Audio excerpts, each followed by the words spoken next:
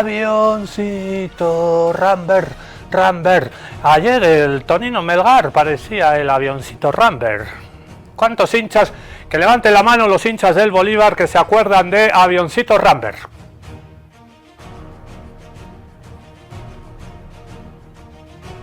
Uno al fondo, avioncito. Gran derrota de Bolívar ayer con sabor a victoria, 2-1. Y se va a jugar el partido en la ciudad de La Paz. Y los cuates de Bolívar que tienen así amistades con los del gobierno, a Cochabamba se va a llevar el partido. Pero otro, no, Altahuichi. Así no jugamos en la altura. Si Bolívar le gana a Independiente Rivadavia la próxima semana, avanza en la Copa Libertadores. Y hay pocas buenas noticias, así que estamos pisando el espacio deportivo, pero hay pocas buenas noticias. Así que de Always Ready no vamos a hablar. No jugó Joel Amoroso. Ya, pongámonos serios. Esto es el espacio internacionalista de Aviala Televisión. Yo soy Ricardo Bajo, ahí lo han puesto. Y esto es Contextos Salvajes. Contextos Salvajes. Y aquí hay una estrellita roja, pequeñita, pero firme. Pero firme. Y si tienes una estrellita en el cielo, pequeñita, pero firme, no hay nada más que preocuparse. Hoy vamos a hablar China y Rusia, multipolaridad real para salvar al mundo del mal. Estamos poetas hoy, ¿eh? Real y mal riman. Vamos a repetir. Que me ha costado, que me ha costado el poemita. Mientras bajaba caminando aquí a las 6 de Obrajes, me ha costado. China y Rusia, multipolaridad real para salvar al mundo del mal. Estuvo Donald Trump el otro día en Pekín. Lo vimos acá y prometimos una cosa. Alguien ha ido a Kuala Lumpur y me ha traído esta camiseta. Kuala Lumpur. Hay las Torres Petronas. Estas Torres Petronas en su momento fueron los rascacielos más grandes del mundo. Y este que está aquí al lado, este tiene, no sé, como 200. Malasia, Kuala Lumpur. Gracias por el regalito. Ahí, el aviso publicitario de Kuala Lumpur, capital de Malasia. Menos mal que fuiste a Malasia y no a Buenasia. Ya, chistes malos en Contextos Salvajes. China y Rusia, multipolaridad real. Estuvo Donald Trump en Pekín. Lo recibió Xi Jinping, el presidente que ha cambiado China. Lo recibió en el Palacio del Pueblo, People Palace. Parece un boliche para cantar karaoke, ¿no? Como el Palace, ¿qué se llamaba el Palace de... ¿qué se llamaba el Palace de la Plaza del Estadio? Se me acaba de ir. Aquí una chifa también, que se ve karaoke. Ya, se me ha ido. Ay, mítico boliche de los años 90. De remate. Qué épocas aquellas. Ya, he comido ají de lengua. ¿Lo han notado?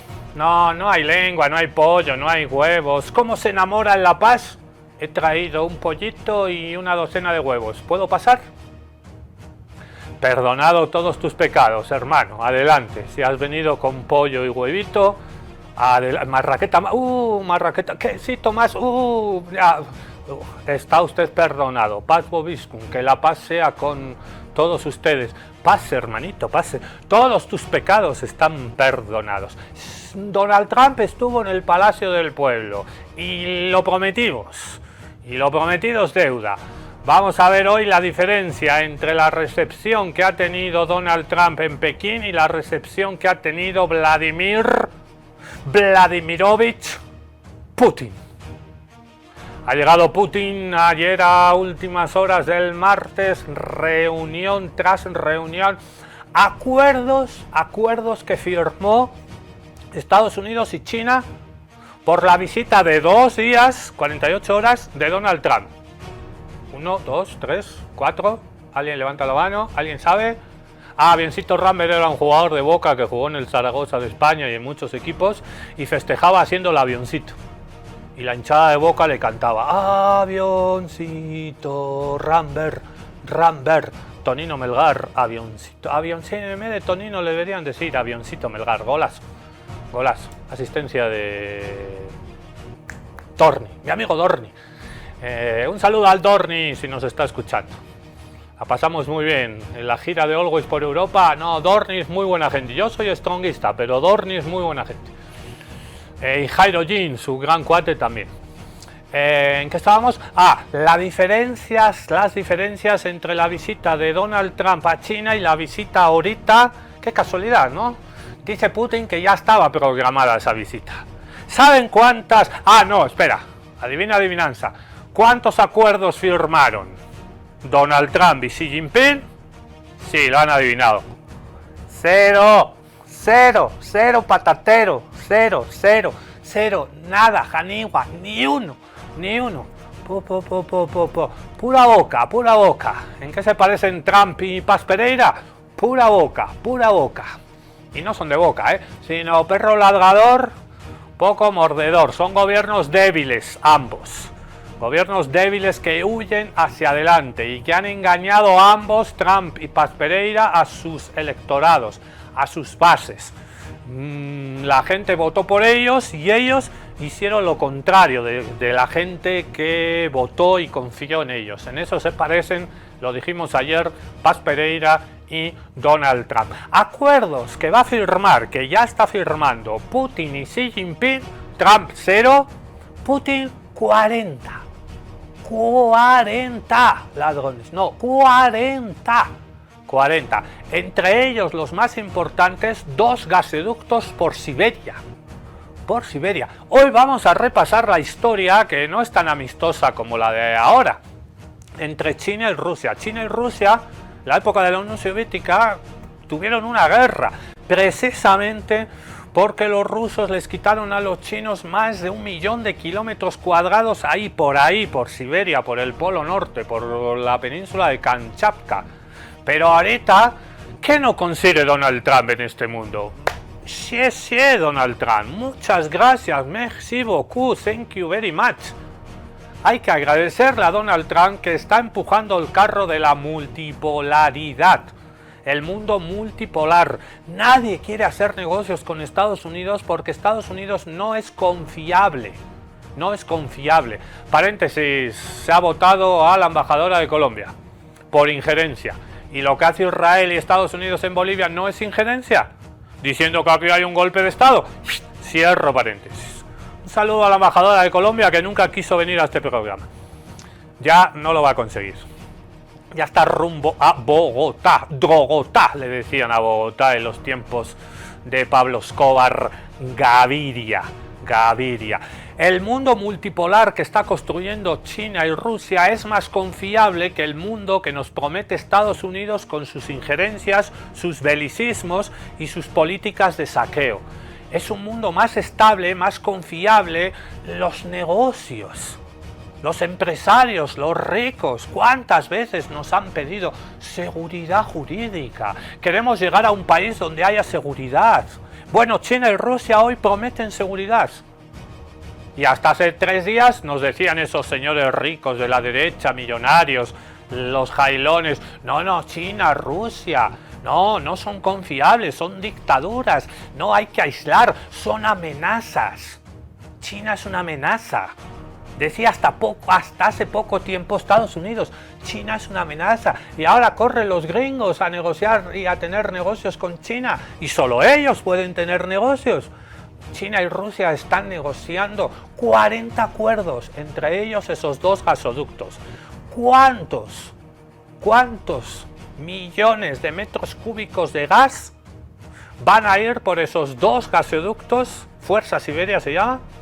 Por esos 2 gasoductos le va a mandar Rusia a China ¿cuántos millones de metros cúbicos? Un número, dame un número, un numerito. Una pista. En el mejor año, que fue 2013, de Bolivia, mandando gas a la Argentina y a Brasil, cuando todo era maravilloso y éramos felices y no lo sabíamos. Te ha gustado esa, ¿no? Éramos felices y no lo sabíamos. 2013, 2014.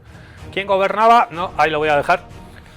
En el mejor año de exportación de gas a Brasil, toda la industria de Sao Paulo, de Pacaembu. Los muchachos de Mirasol en el partido del Guayré de ayer llevaban aquí una polera, una publicidad de Pacaembu, la mítica cancha de Sao Paulo. Ahí le ganamos a Sao Paulo, le ganamos el Tigre, la cancha, los héroes de Pacaembu, ¿se acuerdan? Estos son los palastronguistas. Había un trapo hasta hace poco en el estadio Hernando Siles que decía los héroes de Pacaembu. Golazo del Mati Alonso, ¿no? Ya, cierro paréntesis.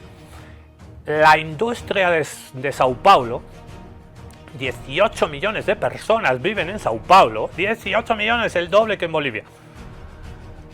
Vivía gracias al gas barato que le mandaba a Bolivia. Ya, cifra de el gas que le mandábamos de Bolivia en la época linda de la industrialización y de la mejora de condiciones de vida para todo el mundo acá en Bolivia, de repartir la riqueza, no concentrarla, que es lo que hace la derecha, sino de distribuir la renta petrolera. Le mandábamos 6.000 millones de metros cúbicos de gas a Brasil. Adivinen, en un año 6.000. ¿Cuánto gas va a salir por uno de los gasoductos que han acordado hoy Putin y Xi Jinping por Siberia? 6.000, todo lo que mandamos a Brasil aquel año.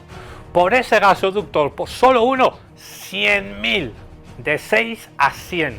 Es gigantesca, la alianza estratégica, integral, plena, que están firmando a esta hora de la tarde en Pekín Xi Jinping y Vladimir Putin. Y la última adivinanza y me callo. Adivinanza. ¿Cuántas veces ha visitado Putin desde que es presidente Pekín? A su par chino. 1, 2, 3. No, frío.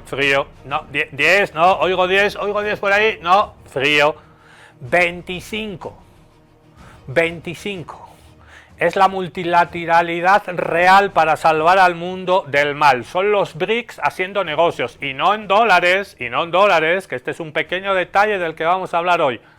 Rusia y China y Rusia están negociando y haciendo acuerdos en energía nuclear, en energía, hasta en fútbol están haciendo acuerdos, en deporte, en cultura, en cine, empresarios.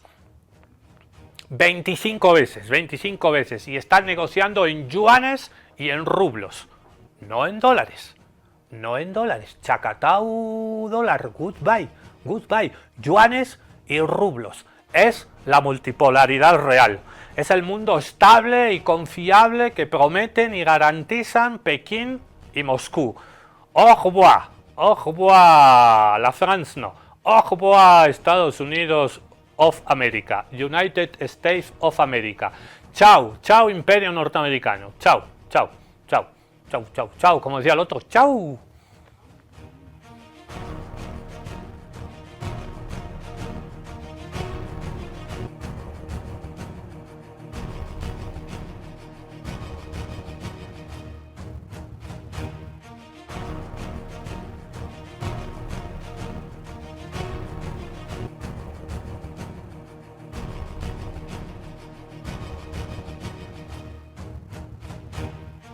Y mientras Estados Unidos gasta su poca plata que les queda en hacer la guerra y no el amor, Estados Unidos gastó 85.000 millones, solo 85.000 millones, solo en la estúpida agresión imperialista contra la República Islámica de Irán. O sea, 85.000 millones para una derrota. En cambio, Moscú y Pekín gastan plata para el desarrollo y se complementan. Que ahí está el secreto, complementarse. No hay que obedecer a lo que dicen los rusos ahora, ni obedecer a, no, los chinos son el nuevo imperialismo, no, se complementan. Rusia, que tiene mucha energía, el gas que le vendía a Europa como es colonia de Estados Unidos, ese gas ahora se lo vende a China. ¿Y China qué necesita? Energía. ¿Y qué promete China? Un mercado seguro, masivo. Son 1.450 millones de chinos. Un mercado fijo, masivo y estable. Ganan los dos. Como decíamos ayer, win-win. Ganan los dos. Es la 25ª vez que Vladimir Putin visita Pekín. Por algo será.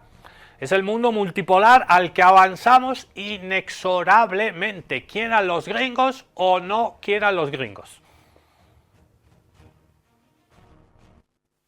El líder chino Xi Jinping se reúne con su viejo amigo el presidente ruso Vladimir Putin menos de una semana después de la visita de alto perfil del presidente Donald Trump.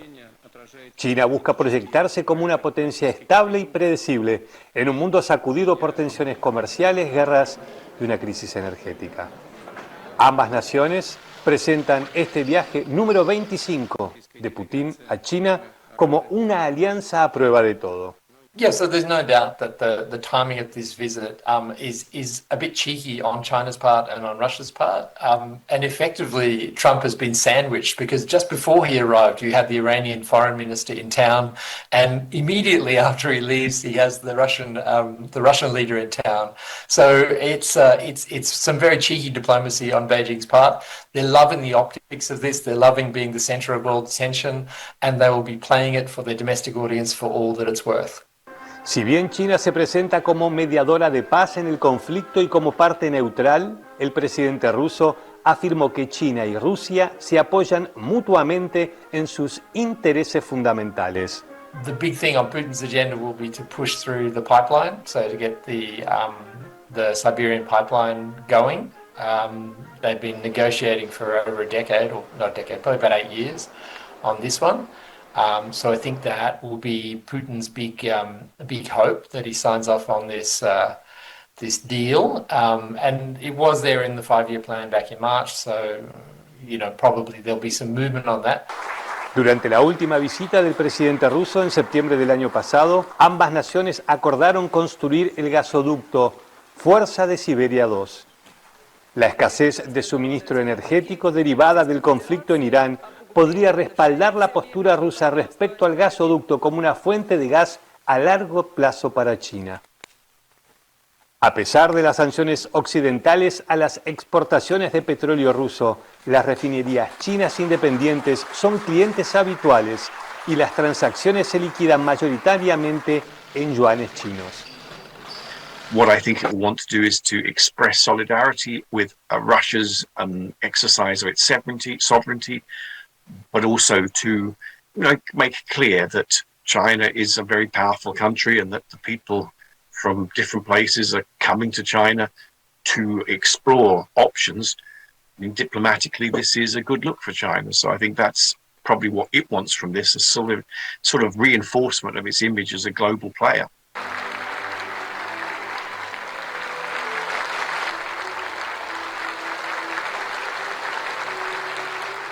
Ahí están los dos tovarich, camarada Xi Jinping, camarada Vladimir Putin. Antes estos dos países no se llevaban bien. ¿Quién ha conseguido que estos dos países y estos dos cuates se lleven bien? Vamos a ir a la avenida Arce a agradecer. Gracias, Donald Trump. Este es el reporte de la visita que arrancó ayer y ha seguido hoy miércoles de Vladimir Putin a Pekín.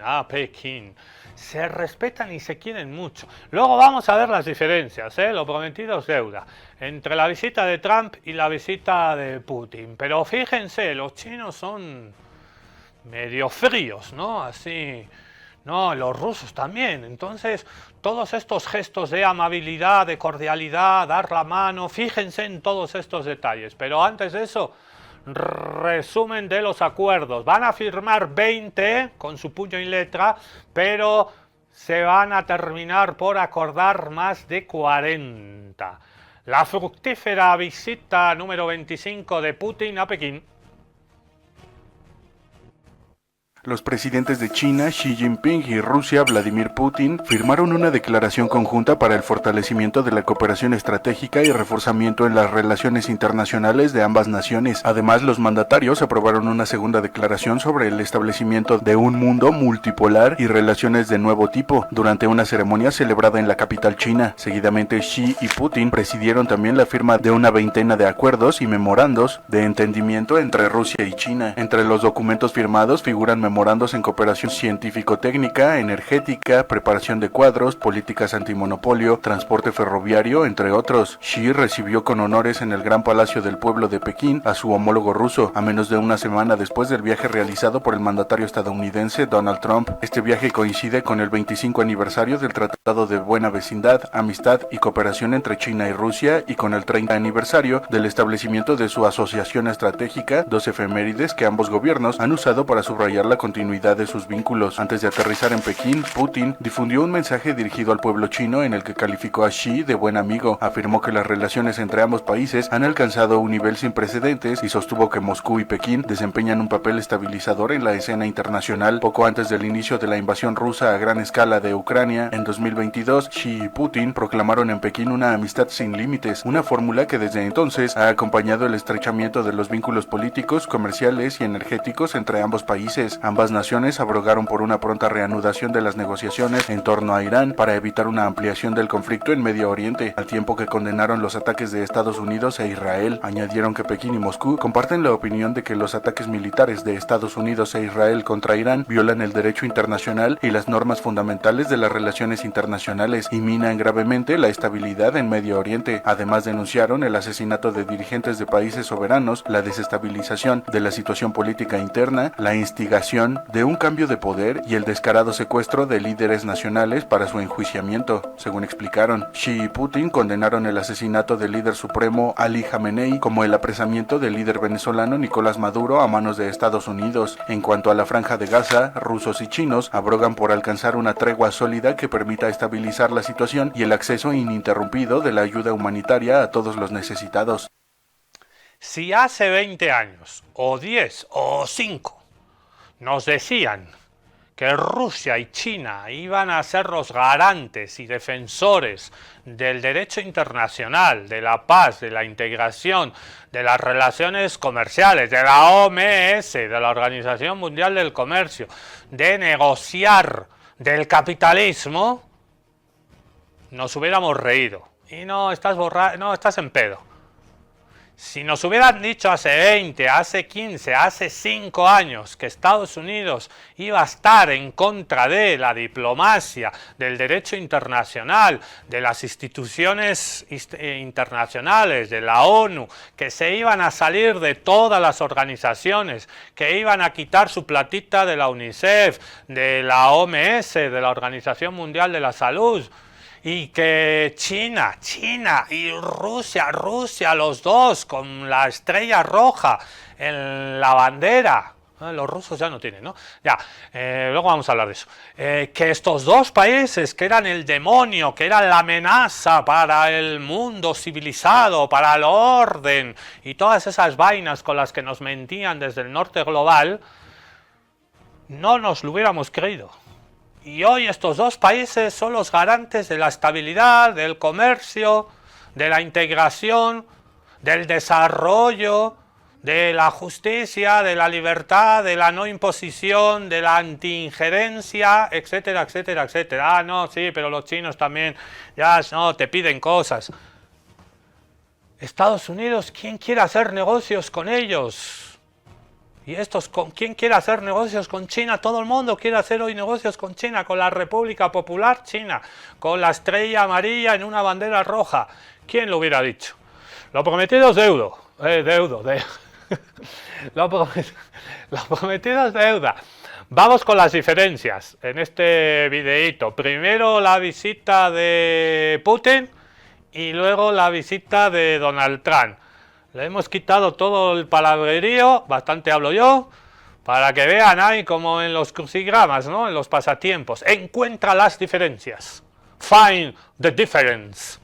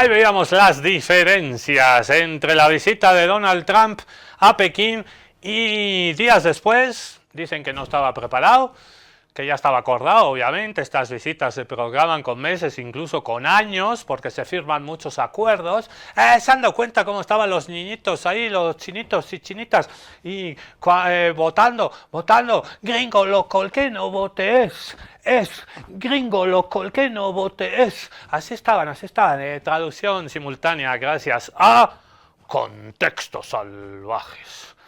Pero la Unión Soviética no. Pero Rusia y China no siempre se han llevado bien. Hubo una guerra incluso chino-soviética, de la que hablábamos antes. Y el triunfo de la revolución bolchevique y el nacimiento de la Unión Soviética, bueno, a los chinos no les cayó bien porque todavía no se había instaurado hasta el 1949, la República Popular China, y hasta hace poco, creo que fue Boris Yeltsin, el borrachito Yeltsin, le gustaba el vodka, que daba calambre. Y bueno, ya sabemos cómo acabó Rusia con Boris Yeltsin, pero llegó Putin y mandó a parar, como Fidel. Llegó Fidel y mandó a parar, se acabó la diversión, llegó el comandante y mandó a parar.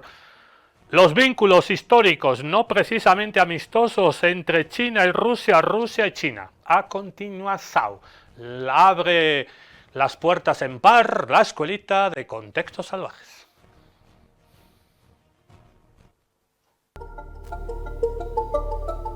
China y Rusia, dos gigantes de la política internacional, tuvieron siempre una relación compleja. Su historia en común está repleta de altibajos, alianzas y conflictos. Sus vínculos comerciales y culturales tienen más de 400 años de historia. Durante el siglo XIX, China fue objeto de la influencia imperialista de Rusia, que se expandía hacia el este, ganando cada vez más territorios en la región de Siberia Oriental y la costa del Pacífico. Los nacionalistas chinos consideraban que su país estaba siendo dividido y entregado a los rusos. En 1917, la revolución bolchevique en Rusia transformó la geopolítica de la región y Lenin intentó establecer un sistema socialista internacional, buscando una alianza con China para enfrentarse a los imperialistas occidentales. Pero el Partido Nacionalista Chino se alineó con las potencias occidentales en la Segunda Guerra Mundial, lo que llevó a la Unión Soviética a apoyar al Partido Comunista Chino en la Guerra Civil China. Sin embargo, la relación entre ambos países era tensa y en 1969 las tropas chinas y soviéticas se enfrentaron militarmente, en lo que se conoció como el conflicto fronterizo sino-soviético. A partir de entonces, las relaciones entre China y la Unión Soviética comenzaron a deteriorarse aún más, y la alianza se rompió definitivamente en 1989, cuando la Unión Soviética retiró su apoyo a China durante la protesta de la plaza de Tiananmen, una serie de manifestaciones en las que el gobierno chino mató a cerca de 10.000 estudiantes y obreros y que todavía hoy intenta ocultar a su población. A partir de la disolución de la Unión Soviética en 1991, China y Rusia comenzaron a reforzar sus relaciones bilaterales. A pesar de algunas diferencias en cuanto a la política exterior, ambos países empezaron a colaborar en temas económicos, políticos y militares. Después de la Guerra Fría, Moscú enfrentó una grave crisis económica y política que la dejó vulnerable al escenario internacional. China, en cambio, experimentó un rápido crecimiento económico y se convirtió en una de las principales potencias mundiales. Desde principios del año 2000, Vladimir Putin inició un acercamiento con China. En 2001 ambos países firmaron el Tratado de Buena Vecindad, Amistad y Cooperación, que estableció una base legal para la cooperación en temas políticos, económicos y de seguridad. Desde entonces, la relación bilateral entre China y Rusia fue en aumento. Ambos países se hicieron fuertes cooperando en materia energética, con la construcción de gasoductos que permiten a China acceder a los ricos yacimientos de petróleo y de gas de Rusia, convirtiéndose en uno de los mayores inversores extranjeros en Rusia. A su vez, Moscú suministra tecnología y equipos militares a China y ambos países suelen llevar a cabo maniobras militares conjuntas. Hasta el momento, a nivel político, las dos naciones apoyaron mutuamente sus posiciones en el ascenso internacional, especialmente en lo que respecta a la defensa de la soberanía y a la no intervención en los asuntos internos de otros países. También trabajan juntos para proteger sus intereses en el Consejo de Seguridad de las Naciones Unidas, manteniendo una postura unida en temas sensibles como Ucrania, Siria y Corea del Norte. Mientras la influencia china crece y Putin intenta contrarrestar el pedido de captura que la Corte Penal Internacional emitió en su contra, ambos países necesitan fortalecer la alianza que los une. La consideran crucial para poder contrarrestar los movimientos de Estados Unidos y sus aliados occidentales y en Asia. ¿Se han dado cuenta cómo le da la mano Trump a Xi Jinping y cómo le da la mano Putin a Xi Jinping? Putin le da chun chun chun, un ratito fuerte, pum, listo, no hace falta más. Donald Trump no le suelta la mano, va, y luego le pone, ese gesto es muy feo. Para toda la gente que estudia psicología y semiótica y lenguaje no verbal y la comunicación no verbal, la comunicación del cuerpo, cómo comunicamos también con nuestros gestos, con nuestro tono de voz, si hablamos alto, bajo, todo eso tiene un significado. Y Donald Trump le da primero la mano así, pam, pam, pam, se ríe, le mira, le habla, y Xi Jinping no le entiende un carajo, y luego le pone la mano encima. Ese poner la mano es intentar sentar una posición de fuerza que Estados Unidos hoy con China no tiene. Es demostrar fuerza que antes tenía Estados Unidos y hoy no tiene. Y le habla como si fuera un cuate así, no, ya el cuatecito de la esquina, no, sí, papito, pum, y le pone la mano sobre la mano, pero pum, pum, sobre la mano. Y Xi Jinping está ahí, suéltame la mano, quítame la mano que te meto un saque. Pero como son presidentes, no, Xi Jinping,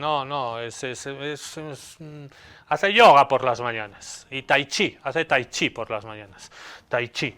Hagamos un poquito. Hay una escuela de tai chi aquí en el barrio de Obrajes, por si están interesados. El tai chi es una maravilla. Yo pasé una clase de tai chi.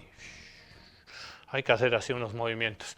Se nota que Xi Jinping practica tai chi, porque si no le mete un sopapo, un tremendo sopapo. ¿Qué es eso de ponerle la mano aquí? Primero la mano y luego te sientas, ¿eh? Condescendencia, superioridad moral, que Estados Unidos no tiene, no puede dar lecciones de nada, no, lo de la manito, sácame la manito que te meto.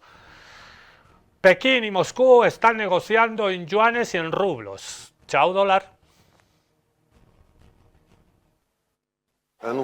Siguiendo las instrucciones del presidente de Rusia, estamos desarrollando activamente las relaciones económicas y de inversión con todos los países líderes. Y aquí, sin duda, destaca China como un socio estratégico absolutamente poderoso para Rusia. Por ejemplo, la Comisión de Inversiones que se lleva a cabo conjuntamente entre Rusia y China abarca más de 90 proyectos con un valor de 18 billones de rublos. Se trata de proyectos en sectores completamente diversos, tales como infraestructura, energía y logística. Y vemos que, de hecho, existe una asociación de inversión integral entre Rusia y China. Aquí, por supuesto, es importante que Rusia cuente con una serie de ventajas competitivas muy potentes. No se trata solo de nuestros recursos tradicionales, donde Rusia es el líder mundial en reservas de recursos, sino también, por ejemplo, de que Rusia puede proporcionar la energía más barata del mundo para la inteligencia artificial. Por lo tanto, nos comunicamos con los socios chinos también en proyectos dentro del ámbito de la inteligencia artificial, la logística y la infraestructura. Y en esto, sin duda, juega un papel muy importante el Fondo Ruso de Inversión Directa. Ya hemos invertido en más de 50 proyectos conjuntos entre Rusia y China. Estos 50 proyectos son un ejemplo de cómo se puede invertir en diferentes industrias, haciéndolo de forma económicamente rentable para crear puestos de trabajo y que, en consecuencia, los inversores obtengan un buen rendimiento. Hablaba el presidente ruso del Fondo de Inversión Rusa Directa. Poca broma. Diciendo que, ¿qué es eso ya? Antes eran dólares y en dólares no nos interesa. En yuanes. Yo te doy rublos, tú me das yuanes. Qué paradoja, ¿no? Repetimos. hacen negocios y ahora los empresarios, chau dólar, en rublos, en yuanes, no tienes rublos, no tienes yuanes, empresarios rusos yendo, empresas gigantescas, más de 1.500 empresas rusas están hoy en Pekín haciendo negocios. Y los gringos no pueden salir del estrecho de Hormuz. ¡Ay, la decadencia! ¿Quién te hubiera dicho que íbamos a vivir? ¿Que ibas a vivir? Tú ibas a vivir para ver la decadencia del imperio norteamericano. Y hay un proverbio árabe, hablando de paciencia. Los árabes comparten con los persas, con los iraníes, con los chinos, todas son culturas milenarias, ancestrales, como las nuestras en Abya Yala, como las nuestras en América Latina. Culturas ancestrales, milenarias, que estamos antes de cualquier tipo de invasión o descubrimiento. Y la paciencia es una de nuestras mejores armas. Cuenta Eduardo Galeano en uno de sus libros que fue un turista a visitar Cusco y estaba en la plaza de armas donde masacraron, donde descuartizaron y asesinaron a Tupac Amaru en Cusco, en la capital del mundo. Cusco significa en quechua ombligo. En el ombligo, en la capital del mundo, en Cusco, ahí descuartizaron y asesinaron a Tupac Amaru, como luego hicieron en Bolivia con Tupac Katari, igualito. Y le preguntaron a un lustrabotas en la plaza de armas principal, una hermosa plaza gigante. Cusco es hermoso, no solo tiene Machu Picchu, la ciudad de Cusco es hermosísima, aguanta el cienciano de Cusco. Y le preguntaron al lustrabotas, un gringo, ¿y has oído hablar de Tupac Amaru? Y el niño, sin dejar de lustrar y sin levantar la cabeza, le dijo, sí. ¿Y quién era?, le pregunta el gringo. Y seguía lustrando. Es el viento. Tupac Amaru es el viento. Tupac Katari es el viento. La paciencia milenaria ancestral. Dice un proverbio árabe que no tienes que reaccionar con virulencia, ni perdiendo los nervios, ni a la primera, porque nosotros somos muy de, ya, a la primera. Saca una silla fuera de tu casa, siéntate, sal con un tecito y espera pacientemente que pase el cadáver de tu enemigo. Los rusos y los chinos comerciando.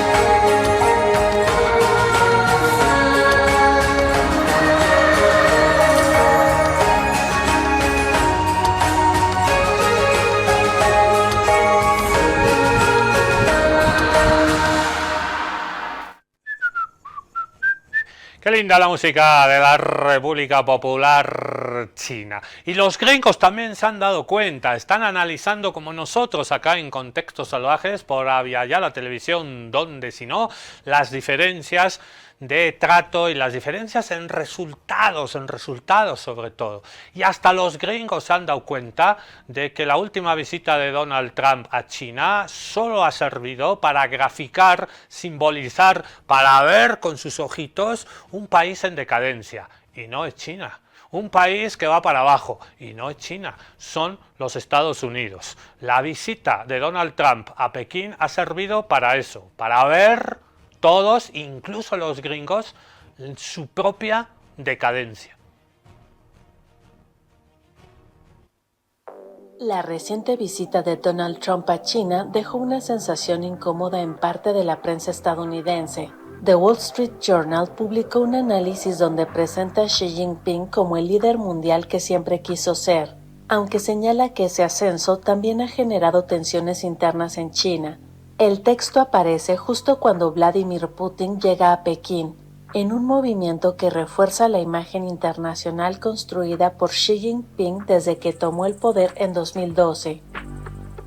Para el mandatario chino, recibir a Putin pocos días después de despedir a Trump representa una reivindicación política y estratégica. Según el diario estadounidense, Xi Jinping apostó durante más de una década por competir económicamente con Estados Unidos y fortalecer su alianza con Rusia en plena guerra de Ucrania. Ningún otro líder chino había organizado en el mismo mes visitas oficiales consecutivas de un presidente estadounidense y uno ruso en funciones.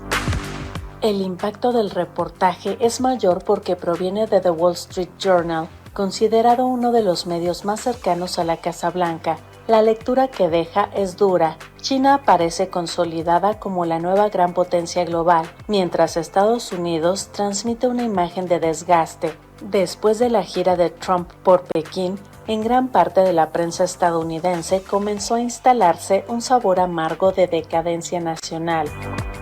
El texto sostiene que Estados Unidos acaba de perder una guerra y también una disputa más profunda, la pelea por la hegemonía global.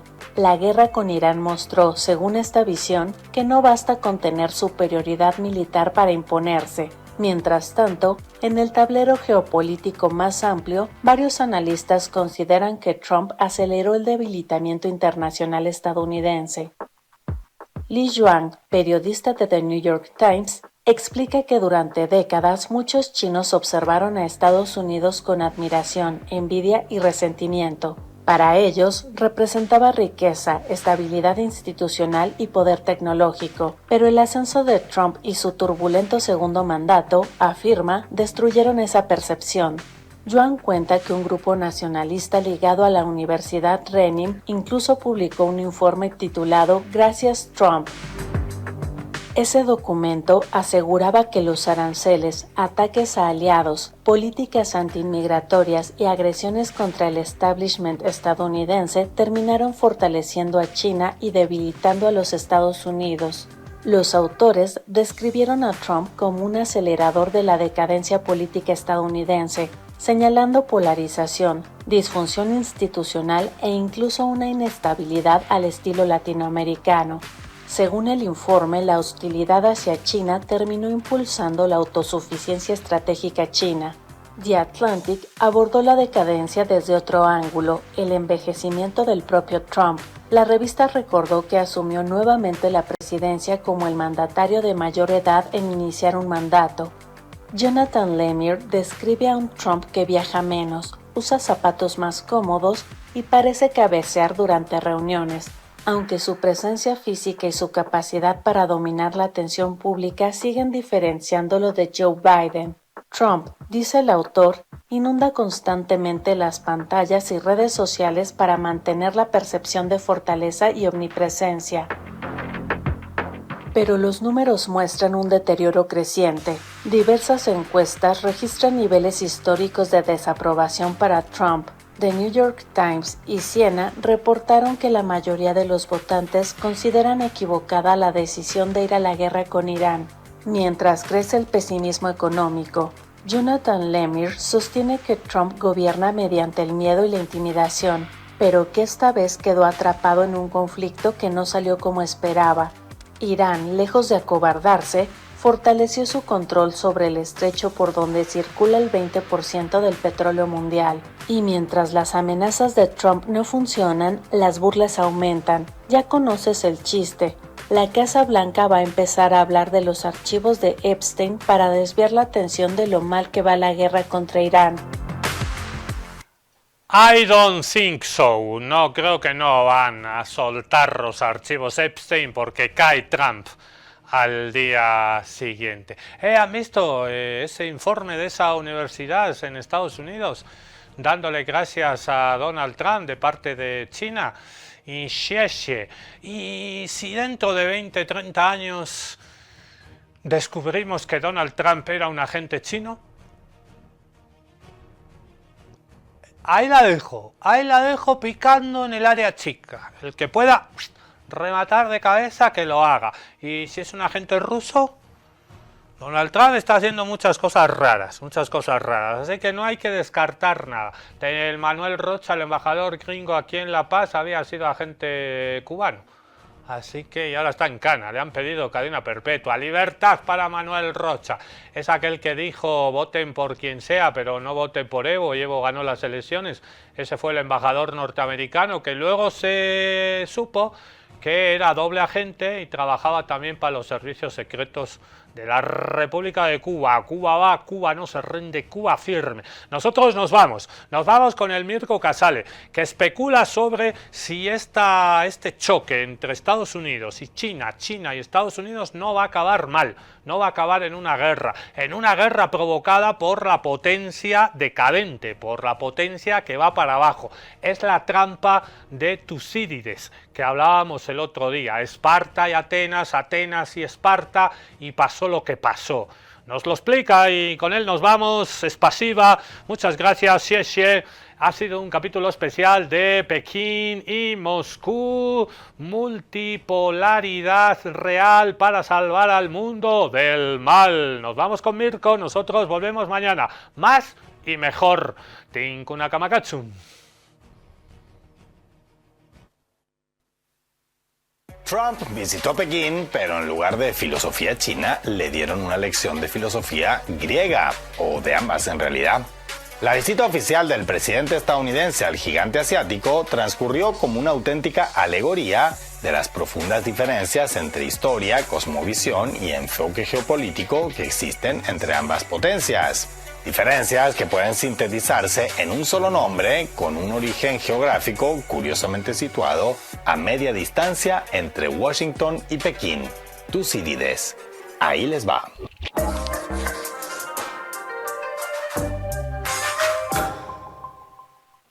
Donald Trump impuso una nueva ronda de aranceles contra China. No, disculpen, es la costumbre.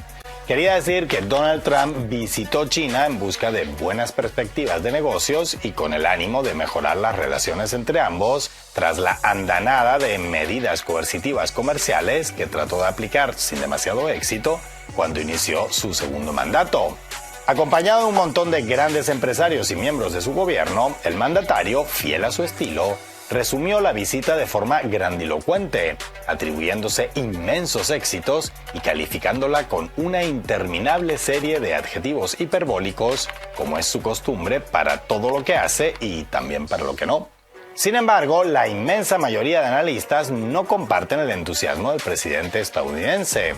Y es que, más allá de algunos acuerdos económicos comerciales, con los que Trump pretende balancear algo la relación de comercio bilateral, geopolíticamente o estructuralmente no consiguió arrancar nada sustancioso por parte de Xi Jinping. Pekín no renunció a nada mínimamente trascendental sobre su modelo de desarrollo, relaciones con otros países, enfoque de comercio global, impulso de la inteligencia artificial, empuje del sur global, etc. Aunque cierta prensa vendió como un gran logro la declaración de Xi Jinping de que Irán no debería obtener armamento nuclear, lo cierto es que esa postura es la que mantiene hasta el propio Irán, que siempre ha defendido su derecho a desarrollar la energía atómica para fines exclusivamente civiles. Es más, tras la visita, donde hubo nerviosismo no fue en Teherán, sino en la isla de Taiwán, donde ciertas declaraciones timoratas, ambiguas y hasta contradictorias de Trump hicieron sentir a la clase política local que en un enfrentamiento abierto con Pekín quedarían más desamparados que Netanyahu paseando sin guardaespaldas por Gaza. Y es que más allá de la verborrea habitual del presidente estadounidense, fuera de la Casa Blanca y de la Casa Maga también, todo el mundo interpretó la visita principalmente como un termómetro geopolítico aplicado simultáneamente a las dos potencias. Y el veredicto estuvo lejos de favorecer las ensoñaciones de Washington. Tan es así que el momento más significativo de los 2 días de visita oficial fue cuando Xi Jinping vino a decirle, palabras más, palabras menos, a Donald Trump, que había que encontrar la manera de que el hecho de que China ya sea la potencia emergente y Estados Unidos la menguante, no se convierta necesariamente en un problema. Claro, lo hizo de manera sutil, elegante y mostrando un gran conocimiento de historia universal. 3 virtudes de las que su homólogo carece totalmente, por cierto.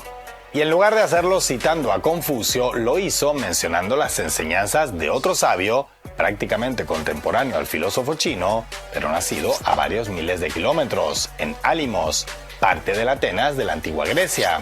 Hablamos de Tucídides, historiador y militar, muy influyente tanto en las disciplinas de la historiografía científica como en las del realismo político. En concreto, durante su cara a cara en el Gran Salón del Pueblo, Xi Jinping planteó a Donald Trump la incógnita de si sus respectivos países, y cito textualmente, serían capaces de superar la llamada trampa de Tucídides y forjar un nuevo paradigma para las relaciones entre grandes potencias. Por lo pronto, al igual que otros muchos, nos imaginamos la primera reacción del presidente estadounidense al escuchar a su homólogo.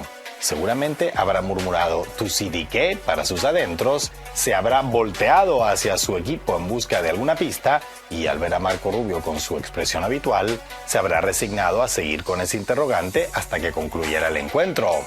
Tanto sea porque Xi Jinping sobreestimó a Donald Trump cuando le planteó una cuestión de tanto peso histórico-filosófico, como si lo hizo solo con ánimo de divertirse viendo lo más perdido que Calla Calas en Moscú.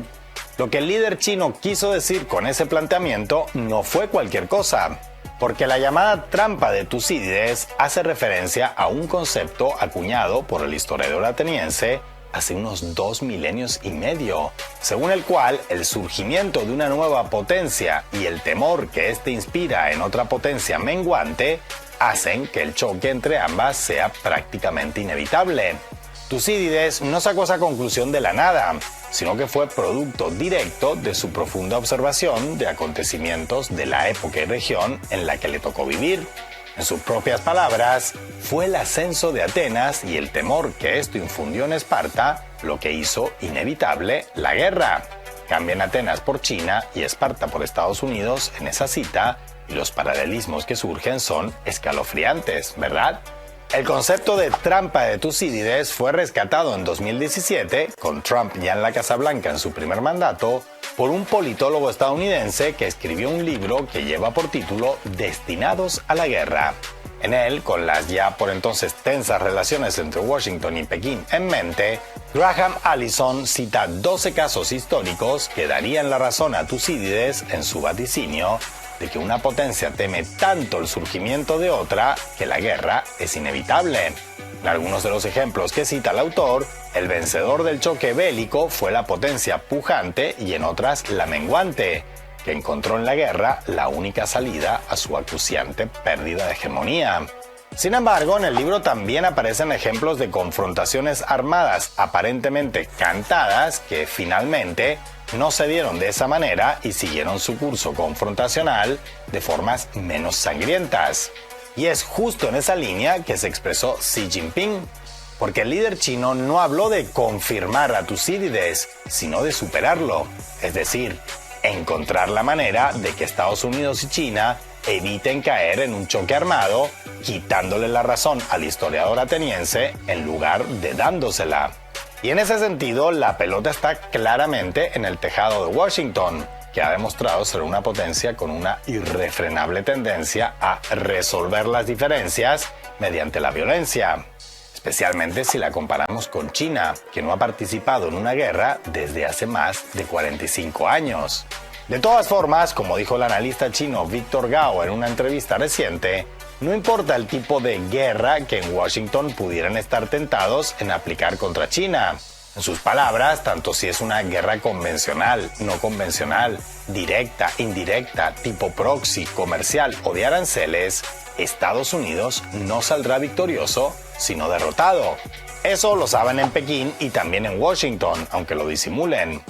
Pero lo más importante es que también lo tiene claro el resto del planeta. Porque cuando en conversación con Trump, Xi Jinping citó a Tucídides y su teoría de la potencia en declive que teme el ascenso de otra, nadie en este mundo tuvo dudas de cuál de ellas está representada por Estados Unidos y cuál por China.